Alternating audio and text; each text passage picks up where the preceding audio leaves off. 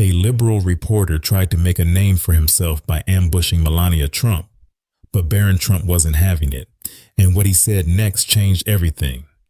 The evening was set against the dazzling backdrop of the Regal Astoria Hotel, one of Washington, D.C.'s most prestigious venues, its gilded chandeliers casting golden hues over the elegantly decorated ballroom. The city's elite, philanthropists, diplomats, CEOs, and high-profile media personalities had gathered in their finest attire for the Bright Futures Foundation Gala, a highly anticipated annual event dedicated to providing education and mentorship to underprivileged children. The atmosphere buzzed with conversation as waiters in crisp white jackets wove through the crowd, silver trays balancing glasses of champagne and delicate hors d'oeuvres. The soft melody of a string quartet filled the air, setting a almost serene tone, one that would soon be disrupted in the most unexpected way. At the center of it all stood Melania Trump, the guest of honor for the evening, known not only as the former First Lady, but also as a tireless advocate for children's causes. Dressed in a deep emerald evening gown that shimmered under the chandelier lights, she embodied grace and composure, her presence commanding admiration. As the MC stepped onto the stage, a hush fell over the room, signaling the beginning of the night's keynote address. With measured steps, Melania ascended to the podium, pausing briefly to offer a warm smile before addressing the crowd. "Ladies and gentlemen," she began, her voice carrying a poised elegance, her Slovenian accent adding a unique charm to her words. "Tonight, we gather not just to celebrate, but to commit ourselves to a cause greater than any one of us, the future of our children." Her speech, filled with sincerity and a deep commitment to education, resonated throughout the room. She spoke of the importance of mentorship, of providing opportunities to children who have been overlooked, and of the power of education in breaking cycles of poverty. The audience listened attentively, some nodding in agreement, others exchanging approving glances. Near the front, however, one man listened with a different intent. Logan Carter, a 45-year-old journalist from the Liberty Tribune, a network known for its aggressive coverage of conservative figures, sat with his arms crossed, an almost imperceptible smirk tugging at the corner of his mouth. Dressed in a tailored navy suit, his polished appearance masked the calculated nature of his presence. He had come to the gala not to celebrate philanthropy, but to provoke a moment, one that would dominate headlines the next morning. As Melania neared the conclusion of her speech, offering heartfelt thanks to the foundation's donors and supporters, Carter leaned forward slightly, his fingers tightening around the microphone in his hand. The moment Melania uttered her final words before the applause could even begin, his voice sliced through the air, sharp, cutting, and laced with unmistakable condescension. "Mrs. Trump," he called out, drawing the attention of the entire room, "how does it feel to stand here tonight acting as if you're a role model while your husband is accused of dividing the country?" A stunned silence followed, the warmth of the event vanishing in an instant, replaced by tension so thick it seemed to press against every person in the room. All eyes turned toward Melania, but before she could respond, another voice emerged, stronger and more unexpected than anyone could have anticipated. The grandeur of the evening, once illuminated by refined elegance and a spirit of generosity, now hung in a delicate, uneasy balance. The ballroom, which had moments ago been filled with polite conversation and the soft clinking of champagne glasses, was now silent.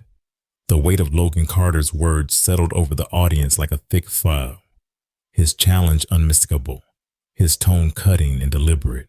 Seated guests exchanged glances, some intrigued, others uncomfortable, while a few whispered among themselves, sensing the tension that had suddenly gripped the room. Even the waitstaff, who had been gracefully maneuvering through the sea of high society figures, now paused mid-step, their trays momentarily forgotten.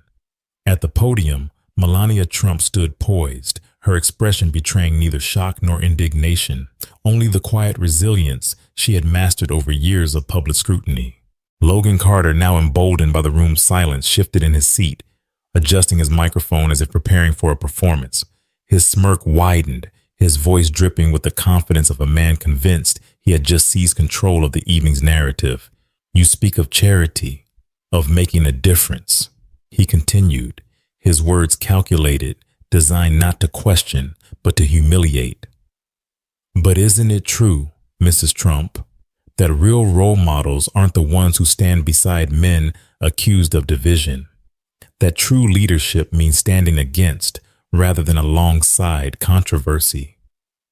A few scattered chuckles came from journalists seated near him, their pens poised to scribble notes, their cameras waiting for the reaction they had anticipated. For them, this was not a night about children's futures or philanthropy. It was an opportunity to manufacture a viral moment, one that could dominate headlines and social media feeds by morning. Melania, ever composed, parted her lips as if to respond, her calm demeanor refusing to give Carter the spectacle he so clearly desired. But before she could utter a single word, another voice broke through the tension, steady, firm, and unmistakable. "That's enough." The words, delivered with quiet authority, came not from a politician or a seasoned public figure, but from Barron Trump. Seated only a few tables away, the 18-year-old rose to his full height, his imposing 6'6" frame immediately drawing the eyes of every guest in the room. A wave of surprise and curiosity rippled through the audience. This was not the quiet boy they had once glimpsed in White House photographs, nor the reserved son who had largely avoided the public spotlight. This was a young man stepping into the moment, not with anger, but with a level of confidence and control that few had expected. Logan Carter, momentarily caught off guard, arched an eyebrow but remained seated, tilting his head as if assessing his new challenger. "Oh?" he said, feigning amusement, though a flicker of uncertainty crossed his face. "And I suppose the president's son is now going to lecture me on the ethics of journalism." His words, though meant to sound condescending, lacked the bite they once carried. Barron took a measured step forward, his gaze unwavering. His voice, calm yet unyielding, carried across the ballroom, not just as a rebuttal, but as a statement. "You can ask tough questions," he said, his words deliberate, unshaken. "But what you just did wasn't journalism. It was bullying." A murmur swept through the audience, low and rippling like a tide shifting beneath the surface. Even those who had initially chuckled now sat in rapt attention, sensing that something unexpected, something unprecedented was unfolding before them. Carter, still seated, opened his mouth as if to interject, but Barron pressed forward. "If you came here to have a real conversation," he continued, his tone unwavering, "then ask about my mother's work. Ask about the children she's helping. But you didn't do that. You came here looking for a headline, not a discussion." The shift in the room was almost palpable. The power dynamic had begun to change. For the first time that evening, Logan Carter, who had entered this ballroom with the intention of controlling the narrative, found himself on the defensive. And Barron Trump? He had just seized the moment in a way no one had anticipated. The silence in the room had transformed from mere hesitation into something thicker, heavier, almost charged with electricity. The once smug Logan Carter, a man used to dictating the narrative, now sat in an unfamiliar position, on the receiving end of an intellectual confrontation he had not prepared for. His smirk faltered for the briefest moment, but he quickly recovered, straightening his posture as if to remind himself that he was the one holding the microphone, the one who controlled the dialogue. He let out a mocking chuckle, shaking his head slightly as if amused by Barron's boldness. "Respect," Carter repeated, his tone patronizing, his gaze flickering toward the audience, hoping for validation. "Forgive me, but I don't think you or your family are in any position to lecture the press on respect." A few members of the audience shifted uncomfortably, while others, particularly a handful of Carter's journalist peers, nodded subtly, their pens still scratching against notepads, waiting for the next exchange. But Barron didn't blink. He didn't flinch. He stood firm, his shoulders squared, his presence commanding attention not through volume, but through sheer control of the moment. Unlike Carter, who had come armed with pre-planned, loaded questions designed to trap his subject, Barron spoke with calculated clarity, choosing his words with the precision of someone who had spent years watching his family navigate an often hostile media landscape. He took another step forward, not in aggression, but in quiet confidence. "You can ask whatever questions you want," Barron said, his voice smooth, unwavering. "But what you just did wasn't a question. It was an attack, a cheap shot disguised as journalism." His words cut through the air like a knife, and in that moment, the balance of power visibly shifted. Logan Carter, now fully aware that the young Trump wasn't going to back down, forced another chuckle, though it no longer carried the same self-assured arrogance. "Mrs. Trump is a public figure," he countered, his grip tightening on the microphone. "Surely she should expect scrutiny." Barron tilted his head slightly, his gaze sharp, thoughtful, not just reacting, but dismantling Carter's argument in real time. "Then why didn't you ask about her work tonight?" he said simply. "Why didn't you ask about the children she's helping, about the scholarships being funded, the programs being built?" His words landed like a thunderclap, and for the first time, Carter had no immediate comeback. A ripple of murmurs spread across the ballroom. A few heads turned, as if suddenly realizing how shallow Carter's approach had been, how transparent his real intentions were. A well-dressed businessman near the front leaned toward his wife, whispering something that made her nod in agreement. Even some of the journalists who had initially supported Carter remained quiet, their pens hovering uncertainly above their notepads. Carter visibly hesitated now, but he attempted to salvage control. "I asked the tough questions," he said, his voice firmer, grasping for authority. "That's what real journalism is." Barron let a moment of silence pass before responding. Then, with the slightest hint of a knowing smirk, he replied, "No. You came here looking for a viral clip, not the truth." The crowd reacted instantly. A few gasps, some quiet chuckles, and then, surprisingly, a smattering of applause from the back of the room. Logan Carter, the once dominant voice in the conversation, now looked like a man grasping at straws, his usual composure starting to fracture. His eyes darted around the ballroom, searching for support, but none of his peers spoke up. Then, just to drive the moment home, Barron took one final step forward, his height forcing Carter to look up at him slightly. "You wanted to embarrass my mother," he said, his voice calm but cutting. "Instead, you embarrassed yourself." The murmurs grew louder, and this time when the applause came, it wasn't scattered. It swept through the room, undeniable, uncontainable. Carter's face reddened, his posture stiffened, but it was too late. He had lost control of the room, and Barron Trump had just taken it. The room had shifted, its energy no longer in favor of Logan Carter, the once confident journalist now finding himself on unfamiliar ground.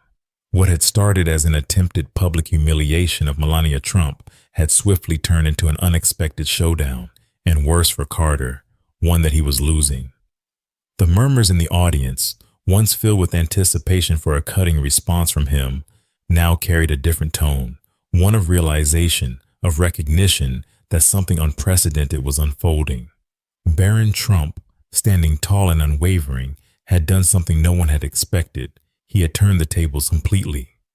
Carter, visibly uncomfortable but unwilling to concede defeat, adjusted his tie and forced another smirk, though it no longer carried the same arrogant confidence it had at the start.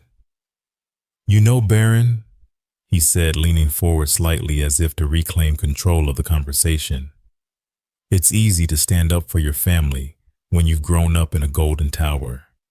Out here in the real world, people like me have to ask the tough questions. That's what journalism is." The words were meant to humble Barron, to remind him of his privilege, to paint him as an inexperienced, out-of-touch teenager who couldn't possibly understand the world beyond his family's wealth and influence. But Barron, instead of faltering, simply tilted his head slightly, the corners of his mouth curling into the faintest smirk, not of arrogance, but of understanding, of seeing through Carter's weak attempt to reframe the moment. He let the silence hang for just a beat longer than expected, the pause stretching, making the audience lean in, waiting. Then, with a calmness that only deepened the impact of his words, Barron responded, "The real world," he repeated, his tone smooth, deliberate. "My mother is here helping children, funding scholarships, building programs that give kids a chance at a better life." He gestured toward the banners behind the stage, the ones displaying the faces of children who had benefited from the Bright Futures Foundation, the very cause they had gathered to support that night. Then, locking eyes with Carter, he added, "And you're here trying to get a headline off humiliating her."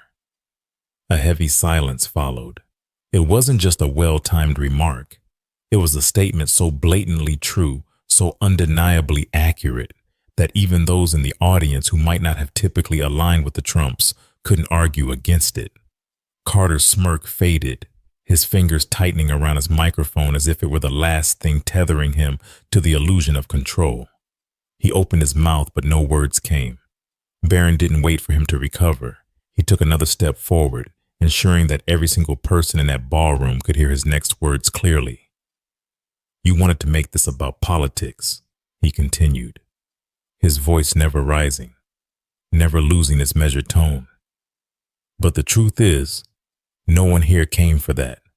They came to support a cause bigger than any one person, bigger than any debate." He glanced around the room at the donors, the philanthropists, the volunteers. "So tell me, Logan, how many people here came to listen to you make this about yourself?" The impact was immediate. A few soft chuckles rippled through the audience, followed by murmurs of agreement, then unmistakably a smattering of applause. It wasn't orchestrated, it was genuine. A response to the realization that Carter had miscalculated spectacularly.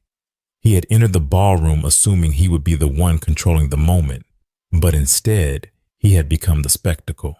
Carter, now visibly flustered, attempted one last rebuttal.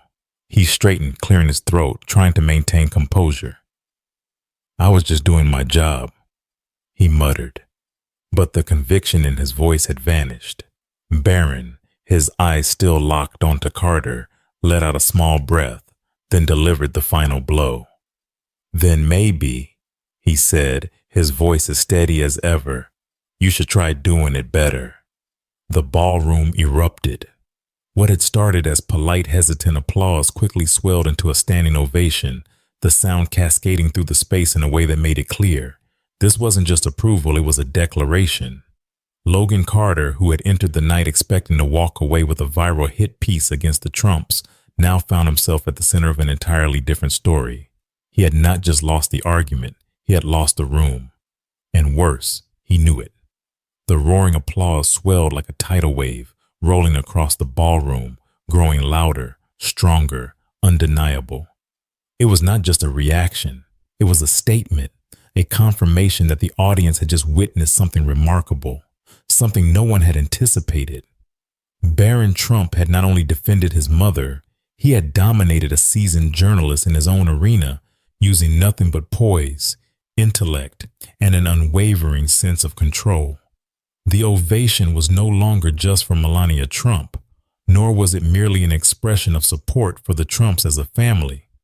It was for Barron himself, a young man who had just emerged from the shadows of public scrutiny and, in a single night, proved to the world that he was far more than just the son of a former president. Logan Carter, meanwhile, sat frozen, his expression locked in a rigid mask of forced composure, but his eyes betrayed him. They flickered, darting across the room, seeking something, a lifeline, an ally, a way out, but he found nothing. The same journalists who had chuckled along with him earlier now avoided his gaze, their pens stilled against their notepads. They weren't going to defend him. They weren't going to spin this in his favor. They had seen what had just happened, and worse for Carter, they knew the cameras had caught every second of it. His grip on the microphone tightened for a brief moment, knuckles whitening, as if he were debating whether to make one last desperate attempt to reclaim the moment. But what could he possibly say? Barron had dismantled him piece by piece, not with aggression or hostility, but with measured, controlled precision. Every attempt Carter had made to reassert dominance had been effortlessly deflected, countered, and turned against him. There was no comeback. No words could erase what had just unfolded. With an almost imperceptible sigh, Carter finally made his decision. He lowered his microphone, shifting slightly in his chair before pushing himself to his feet. The movement was slow, reluctant, a stark contrast to the confidence he had exuded when he first stood to challenge Melania. This was not the exit of a victorious journalist. It was the retreat of a man who had just been thoroughly outclassed. He turned, taking his first step toward the exit, his once cocky stride now stiff, mechanical. The cameras followed him, capturing every movement, every painful second of what could only be described as a walk of shame. A few attendees exchanged glances, some murmuring, others offering half-hearted, almost pitying smiles. Even the waitstaff, still stationed along the edges of the ballroom, watched in quiet curiosity, sensing the shift in power dynamics that had just unfolded before them. And then, just before he reached the exit, Barron spoke one last time. "Next time," he said smoothly, his voice carrying effortlessly across the ballroom, "if you want to attack a Trump, maybe try picking on someone your own size." The reaction was instantaneous. The applause exploded again, more resounding, more intense than before. Some laughed, others whistled, while a few of the event's most influential attendees exchanged knowing nods, as if acknowledging that they had just witnessed history in the making. Carter didn't turn back. He didn't even hesitate. He just kept walking, his shoulders stiff, his expression unreadable, but there was no doubt. He felt it. He felt the eyes of the audience drilling into his back, felt the weight of his humiliation settling over him like a crushing force. Meanwhile, Barron turned back toward his mother. Melania, who had remained composed, regal, and unwavering throughout the entire ordeal, finally let a smile cross her lips. Without saying a word, she reached out, gently adjusting the lapel of his suit, a subtle but profound gesture. It spoke volumes, not just as a mother's pride, but as a silent acknowledgement that her son had just stepped into his own. Barron smirked slightly, giving her a small nod before turning back toward the room. The standing ovation continued, even as the tension from earlier melted away, replaced by an energy that buzzed with newfound admiration. For years, people had underestimated him, dismissed him as just the youngest Trump, a figure in the background. But after tonight, no one would ever make that mistake again. In today's world, standing your ground with confidence and integrity is more important than ever. Barron Trump's response wasn't about shouting louder or throwing insults. It was about owning the moment with intelligence, composure, and unwavering self-respect. Too often, people back down when faced with unfair attacks, especially in the age of viral media, where narratives are manipulated and personal dignity is constantly tested. But the truth is, the way you carry yourself in tough situations speaks louder than words.